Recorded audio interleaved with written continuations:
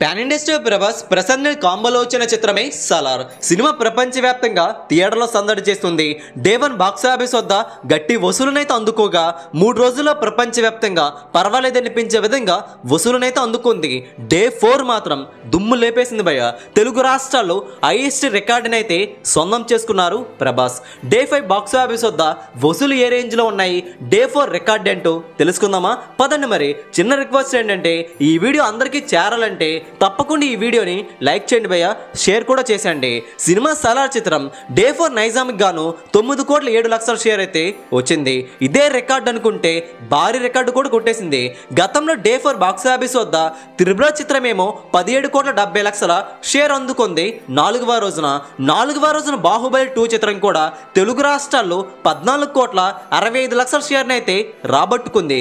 కానీ ఇప్పుడు విడుదలైన సలార్ చిత్రం 4వ రోజు బాక్స్ ఆఫీస్ వద్ద ఏకంగా 18,13,00,000 షేర్ని అయితే అందుకొని నెంబర్ 1గా నిలిచింది తెలుగు రాష్ట్రాల్లో. డే 4 హైయెస్ట్ షేర్ని అయితే అందుకున్న చిత్రంగా రికార్డులకు ఎక్కారు. మరి టోటల్ ప్రపంచవ్యాప్తంగా చాలా స్ట్రాంగ్గా హోల్డ్ చేస్తూ డే 4 ప్రపంచవ్యాప్తంగా సలార్ చిత్రం 36.5 కోట్ల షేర్ అయితే వచ్చింది. సినిమా 4 రోజుల్లో తెలుగు రాష్ట్రాల వరకు ఎంత రాబట్టిందంటే 111,97,00,000 షేర్ అయితే వచ్చింది. సినిమా ఇక్కడ ఎంత కమ్మారంటే 144 కోట్లు. సినిమా ఇట్టు కావాలంటే 33 కోట్ల షేర్ వస్తే సరిపోతుంది. టోటల్ ప్రపంచవ్యాప్తంగా చూసుకుంటే 4 రోజుల్లో 347 కోట్ల రేటుకు అమ్మితే సినిమా ఎంత రికవరీ చేసిందంటే 223.5 కోట్ల షేర్ అయితే రికవరీ జరిగింది.